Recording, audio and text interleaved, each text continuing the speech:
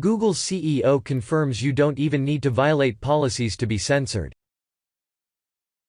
It has become increasingly apparent that the major Silicon Valley tech companies hold a liberal bias against conservatives, and though those firms routinely deny it, the mask of unbiased nonpartisanship has continued to slip as these firms receive pushback for their one-sided ideological activities.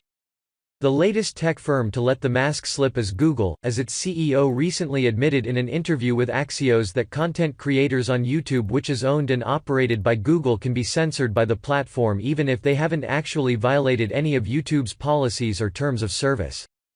The interview with Google CEO SundarPichai took place prior to the most recent YouTube scandal, but remarks from Pichai about the need to address and even censor borderline content on the platform has now been viewed as alluding to actions YouTube took in the days after the interview.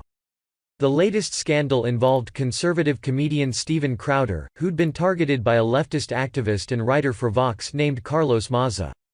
Maza accused Crowder of using homophobic and racist insults against him. An initial review of Crowder's content by YouTube found that no violations of policy had occurred. However, following a great outcry from the left, YouTube proceeded to censor and demonetize Crowder's channel anyways, as his content was deemed to have displayed a pattern of egregious actions has harmed the broader community. Getting back to Pichai's commentary in the Axios on HBO interview, the CEO said that YouTube and Google were working hard to remove harmful content from its platforms, though he admitted it was a work in progress that still needed adjustments.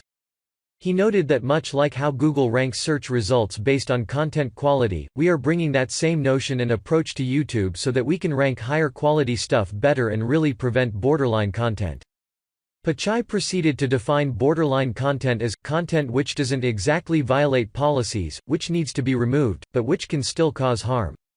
The CEO suggested that the efforts to prevent such content from appearing on the platforms was not just a hard computer science problem, but also a hard societal problem because we need better frameworks around what is hate speech, what's not, and how do we as a company make those decisions at scale, and get it right without making mistakes.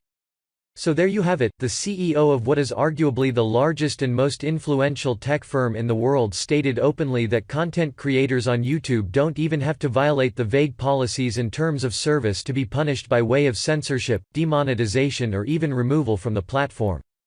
Instead, such individuals can find themselves in trouble merely by posting borderline content that doesn't violate anything but is nevertheless deemed by the powers that be at Google to be harmful in some way, shape or form to the broader social community at large. If Google was to establish clear guidelines policing allowable content and speech on the platform and otherwise maintain a hands-off approach to those who didn't violate those specific policies, there likely wouldn't be any problems whatsoever, regardless of the inherent bias of those who run Google and YouTube.